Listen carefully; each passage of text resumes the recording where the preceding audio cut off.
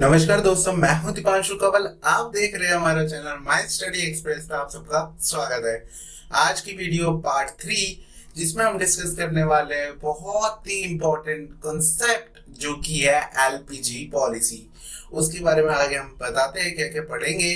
तो सबसे पहले, अगर आपने चैनल को सब्सक्राइब नहीं किया तो जल्दी से जाके चैनल को सब्सक्राइब करें, बेल आइकन जरूर दबाएं, वीडियो पूरी पूरी देखें, एंड तक देखें।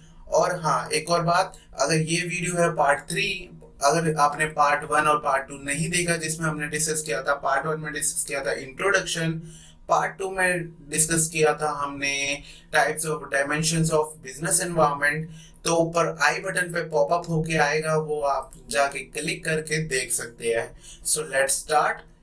This video includes liberalization. LPG policy हम पढ़ने वाले हैं, बहुत ही इंपॉर्टेंट चीज है। तो सबसे पहले एलपीजी पॉलिसी में एल स्टैंड फॉर, एल का मतलब लिबरलाइजेशन, प्राइवेटाइजेशन पी का मतलब, और जी का मतलब ग्लोबलाइजेशन। ये बहुत ही इंपॉर्टेंट कॉन्सेप्ट है जो आपके आने वाले एग्जाम्स में भी आता है, हायर एग्जाम्स में भी आपके आएगा, कॉलेजेस के में भी। तो इसको हम अभी ही अच्छे से समझेंगे।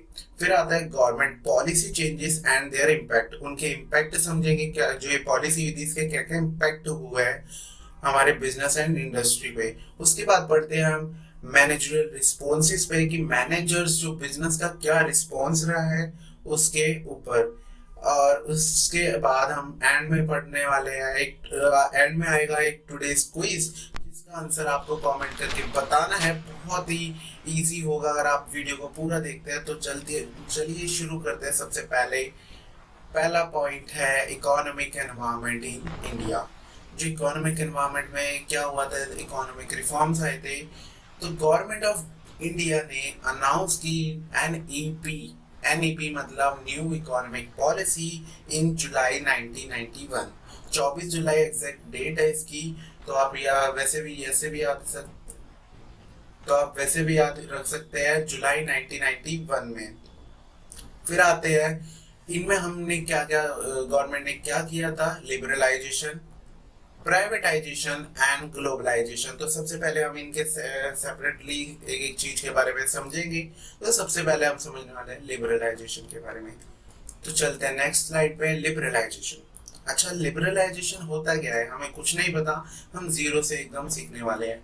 तो लिबरलाइजेशन मतलब it means freeing of Indian industries from all unnecessary government control and restriction.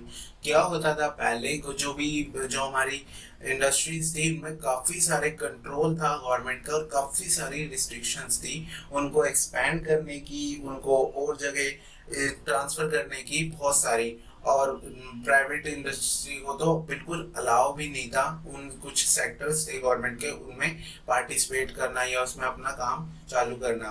तो क्या हुआ कि लिबरलाइजेशन में उन्होंने फ्री कर दिया फ्रॉम ऑल अननेसेसरी, जो बेफालतू के रिस्ट्रिक्शन थे, कंट्रोल थे गवर्नमेंट के, उनसे। अब ये हुआ कैसे कैसे वो हम समझेंगे। तो सबसे पहला पॉइंट आता है अबॉलिशिंग लाइसेंसिंग रिक्वायरमेंट। ये लिबरलाइजेशन में क्या क्या स्टेप्स हुए थे वो सब समझेंगे। अबॉलिशिंग लाइसेंसिंग रिक्वायरमेंट्स का मतलब है, अबॉलिशिंग मतलब खत्म करना। जो भी लाइसेंसिंग रिक्वायरमेंट्स थी, पहले होता था जो भी इंडस्ट्रीज थी या फर्म्स थी, उन्हें कोई भी चीज शुरू करने से पहले गवर्नमेंट का लाइसेंस की रिक्वायरमेंट होती थी। अगर वो लाइसेंस देती थी तभी वो काम शुरू कर सकते हैं। तो वो रिक्वायरमेंट्स जो थी वो खत्म कर दी, आप जल्दी से जल्दी अपना काम शुरू कर सकते थे।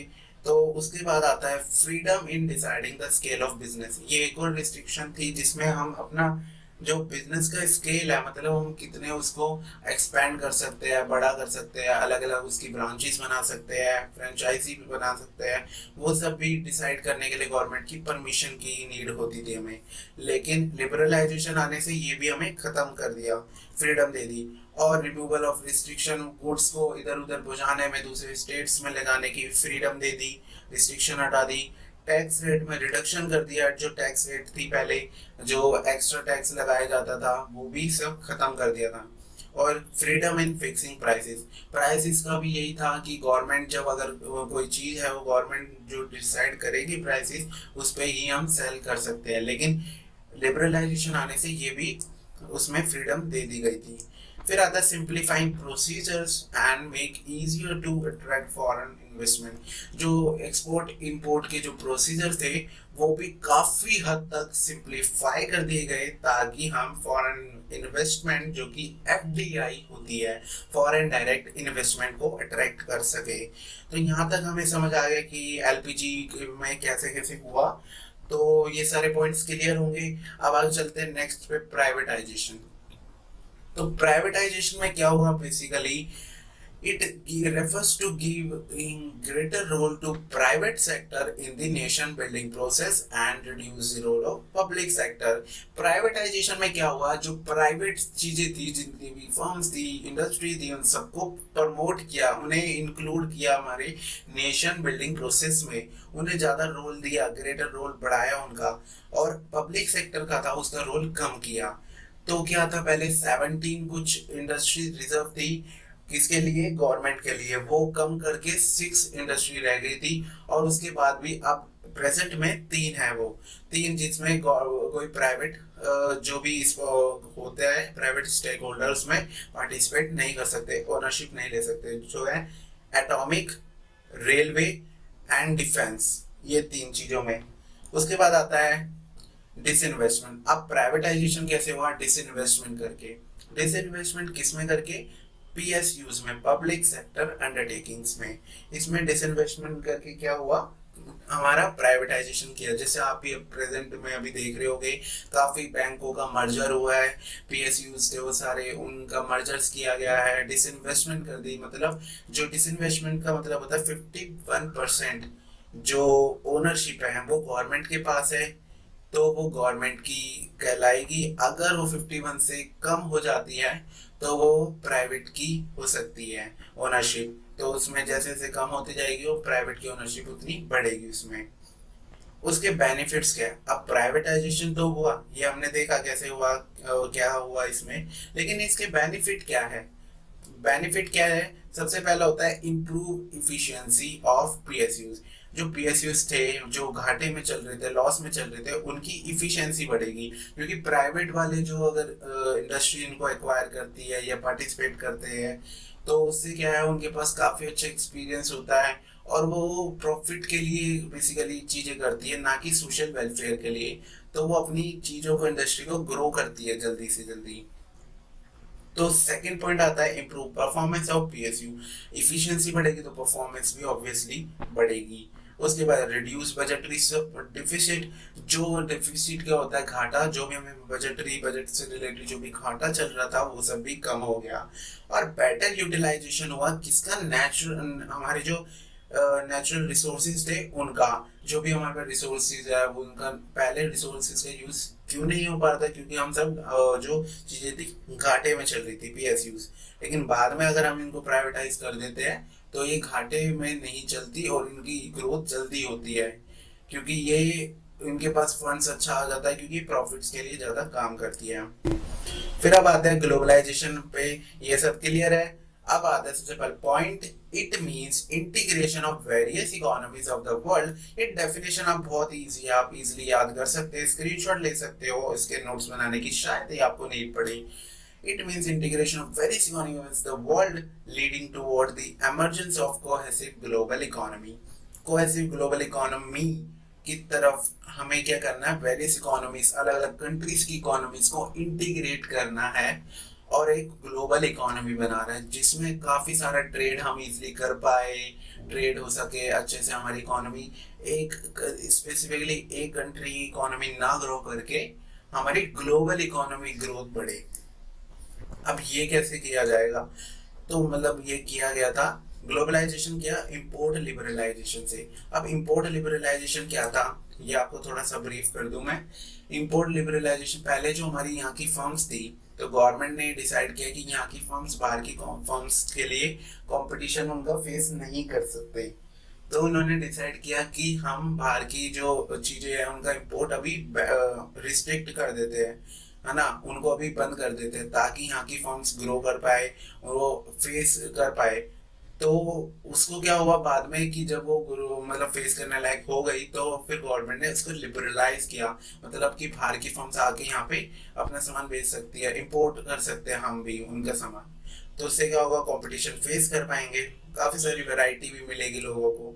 फिर एक्सपोर्ट प्रमोशन, अगर हमारी फर्म्स इतना कैपेबल हो चुकी है कि वो और अच्छा जो ग्लोबल इंटरनेशनल लेवल तक के जो मार्केट होती है वहां तक फैला सके अपने प्रोडक्ट्स, तो उसके लिए एक्सपोर्ट प्रमोशन लाया गया, एक्सपोर्ट करे ज़्यादा से ज़्यादा। और रैशनलाइजेशन किया टैरिफ स्ट्रक्चर का, जो भी टैरिफ्स वगैरह लगे हुए थे एक्सेसिवली उनको कम किया।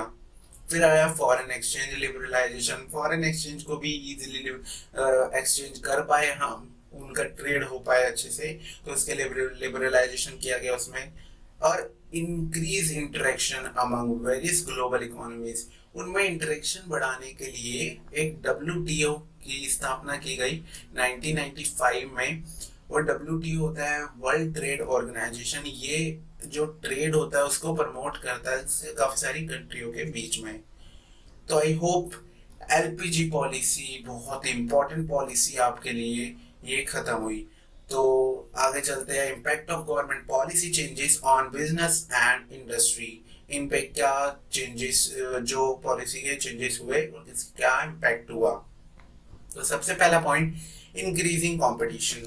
अब इंक्रीजिंग कंपटीशन से मतलब क्या है इसका, कि जो बाहर की कंपनीज थी, अगर उनको ग्लोबलाइजेशन करने से वो कंपनीज यहाँ आएंगी, यहाँ पे अपना चीजें प्रोड्यूस करेंगी, तो कंपटीशन जो हमारी फर्म्स के लिए वो तो ऑलरेडी बढ़ेगा ही। उसके बाद आता मार्केट ओरिएंटेशन। मार्केट ओरिएंटेशन में क्या था कि जो मार्केट थी हमारी, वो जो पहले मार्केट थी वो सारी कैसी थी, सेलिंग कॉन्सेप्ट पे थी, कि मतलब पहले हम सामान बेचेंगे उसके बाद उसकी मार्केटिंग करेंगे। लेकिन अब कैसे होगी, मार्केटिंग रिसर्च होती है कि क्या लोगों को चाहिए, उसके अकॉर्डिंगली हम चीजें प्रोड्यूस करें। फॉर एग्जाम्पल, अभी लेटेस्ट एग्जाम्पल बताना चाहता हूँ मैं, अभी मास्क और सैनिटाइजर की डिमांड बहुत बढ़ी है, तो काफी सारी चीज लोगों ने मैं सैनिटाइजर ही बेचना चालू कर दिया। किसी किसी ने तो नए नए अपने कंपनीज भी बना ली कि मास्क और सैनिटाइजर की, जैसे सलमान खान ने बनाई फ्रेश नाम की, ये सब। फिर आता है नेसेसिटी फॉर चेंज। अब नेसेसिटी फॉर चेंज तो है ही बिल्कुल, जैसे कि पॉलिसी चेंजेस से क्या हुआ, काफी सारी मार्केट फोर्सेस के जो सप्लाई डिमांड की होती है मार्केट फोर्सेस, उसमें काफी चेंज देखने को मिला। कि पहले जो जो लोग थे वो डिमांड कम करते थे और प्रोडक्ट्स की, लेकिन जब उनकी वैरायटी दिखने लगी, उन्हें चीजें दिखने लगी, तो डिमांड भी करने लगे। उसके बाद आता है मोर डिमांडिंग कस्टमर। अब आज के टाइम में हमारे जो कस्टमर्स है काफी डिमांडिंग हो गए हर टाइप के, क्योंकि अवेलेबिलिटी बढ़ चुकी है चीजों की, हम इजीली बाहर के प्रोडक्ट्स खरीद सकते हैं। जैसे अगर आपको आईफोन चाहिए, आपको कोई भी कंपनीज का मोबाइल चाहिए जो कि इंडिया में नहीं है, वो आप इजीली परचेज कर सकते हो बाहर से भी। तो उनके पास क्या है, नॉलेज भी होगी, इंफॉर्मेशन भी होगी, तो डिमांड भी उनकी बढ़ गई कि भाई अलग अलग चीजों की उनको डिमांड होने लगी, ये सब। उसके बाद आता है लॉस ऑफ बजटरी सपोर्ट। अब क्या हुआ, गवर्नमेंट पॉलिसी चेंजेस जैसे लिबरलाइजेशन, प्राइवेटाइजेशन किया, तो जो गवर्नमेंट को पैसा मिलता था, वो गवर्नमेंट पीएसयूज को पैसा था, वो भी कम हो गया। बजट सपोर्ट था उनको, वो कम हो गया क्योंकि प्राइवेटाइजेशन कर दिया गया उनको। उसके बाद need for developing HR. HR होता है ह्यूमन रिसोर्स को डेवलप करने की नीड बढ़ी। अब ये क्यों बढ़ी, बेसिकली क्या है कि जो मार्केट कंडीशन है ना, वो ऐसे लोगों को चाहती है कि जो हायर कॉम्पिटेंस और ग्रेटर कमिटमेंट हो। मतलब कॉम्पिटेंस मतलब क्या, कि उनकी काबिलियत ज्यादा अच्छी हो, और कमिटमेंट हो कि मतलब अगर उनको हम कोई टास्क या जॉब देते हैं तो फुलफिल करे, बिल्कुल कंप्लीटली करे। इस टाइप से लोगों की डिमांड काफी बढ़ गई, तो ज्यादा एमएनसीज पॉपुलर इसलिए हुई थी। अब ये सब हमारे क्लियर हो चुका है, तो नेक्स्ट पे आ जाते हैं मैनेजरियल रिस्पॉन्सिस। अब मैनेजरियल के क्या क्या रिस्पॉन्सिस थे वो भी हम देखते हैं। तो सबसे पहला पॉइंट है ब्रांड बिल्डिंग। अब ब्रांड बिल्डिंग में क्या था कि ब्रांड बिल्ड करने का, अब जैसे नई नई कंपनीज आई तो ब्रांड बिल्डिंग बहुत ही इसेंशियल हो गया कि आपका ब्रांड अगर पॉपुलर है तो ये आपके प्रोडक्ट्स बिकेंगे इतनी सारी कंपनीज में। तो ये कैसे किया जाता है, एग्रेसिव मार्केटिंग टूल्स के द्वारा, कि ऐड चला के अपने हर जगह। फॉर एग्जांपल आप नॉर्मल किसी बंदे से ऐड कराते हो तो शायद ही बहुत कम लोग देखें। अगर आप उस ऐड में विराट कोहली, अमिताभ बच्चन या ऐसे कोई सेलिब्रिटी को ले लो, या पॉपुलर जो पब्लिक फिगर के लोग होते हैं उनको लो, तो काफी चलती है। ब्रांड बिल्डिंग ये हो गया। उसके बाद कस्टमर ओरिएंटेड अप्रोच कैसे हो गई कि पहले क्या था, जो भी मैंने आपको बताया पहले सारा सेलिंग का था, सेलिंग कॉन्सेप्ट था, उसके बाद मार्केटिंग। अब जो भी कंज्यूमर को चाहिए होता है वो सारा उसके अकॉर्डिंग ही प्रोडक्शन की जाती है कि उस टाइप से सामान बेचा जाता है। फिर आता है बेटर लेबर रिलेशंस। ये बहुत इंपॉर्टेंट है कि जो भी कंपनी है उसके जो ट्रेड यूनियन के साथ रिलेशन होने चाहिए वो काफी अच्छे होने चाहिए अगर उसको ग्रोथ करनी है। ये उसके हेल्प करता है टीम इफेक्ट लाने में, टीम पावर बढ़ाने में, कि सारे लोग मिलके काम करें और ज्यादा से ज्यादा प्रोडक्शन करें। उसके बाद आता है डाइवर्सिफिकेशन। अब जो भी फर्म्स आई काफी सारे डाइवर्स रेंज की अलग अलग वैरायटी ऑफ प्रोडक्ट्स हमारे आने लगे, नई नई मार्केट कैप्चर होने लगी। फॉर एग्जांपल पहले डिजिटल उसमें कुछ बहुत कम लोग थे, लेकिन अब इस टाइम पे काफी सारे लोग पहुंच चुके हैं। उसके बाद आते हैं next point, merger and acquisition. Mergers हो जाते हैं जैसे बैंक के हुए, एक्विजिशन होता है हम कोई कंपनी में अपना स्टेक होल्ड करते। फॉर एग्जांपल अभी फेसबुक ने 9.9% स्टेक जियो प्लेटफॉर्म में अपना खरीद लिया है इन्वेस्ट करने के लिए। फिर आता है टेक्नोलॉजिकल डेवलपमेंट्स क्या है कि जो फर्म्स है वो अपडेट ओरिएंट अपने आप को अपडेट कर रही है, किस लिए, अपने जो कंपटीशन है उसको फेस करने के लिए। जैसे आजकल अब कंपटीशन बढ़ चुका है डिजिटलाइजेशन में, कि अपनी ऑनलाइन प्रेजेंस बढ़ाने में, ये सब। फिर आता है change in capital structure. Capital structure क्या होता है कि डेट और इक्विटी। डेट मतलब होता है उधार लोन, इक्विटी मतलब होता है जो हमने शेयर्स इश्यू करे कंपनी के वो। तो जो इनका रेशियो होता था, तो अब इस टाइम पे लोग डेट लेना ज्यादा पसंद करते हैं क्योंकि वो टैक्स डिडक्टिबल होता है, मतलब उसमें टैक्स का अमाउंट कट जाता है, उसके बाद ही हमें पे करना पड़ता है टैक्स, तो टैक्स हमारा कम देना पड़ता है, उसमें थोड़ा फायदा हो जाता है, ये सब। तो मैनेजरियल रिस्पॉन्सेज भी हमने पढ़ लिए हैं। अब आई होप आप सबको सारे पॉइंट्स इजीली क्लियर हो गए हो। तो अब चलते हैं हम टुडेस क्विज पे। अब क्विज है कि स्टडी बहुत ही इजी है, अगर आपने पूरी वीडियो ध्यान से देखी होगी तो आप इसका आंसर जरूर दे पाओगे। क्विज है, the government of India announce a new economic policy in July 1991, मैंने आपको बताया, which provide greater role to private sector in nation building process. ये पॉइंट है कि वो कौन सी पॉलिसी वो अनाउंस हुई थी जो उसमें ग्रेटर रोल किसको दिया गया, प्राइवेट सेक्टर को, इन नेशन बिल्डिंग प्रोसेस। इस कॉन्सेप्ट का नाम बताओ। अब इसका नाम आपको कमेंट करके बताना है, बिल्कुल बिल्कुल जरूर बताएं।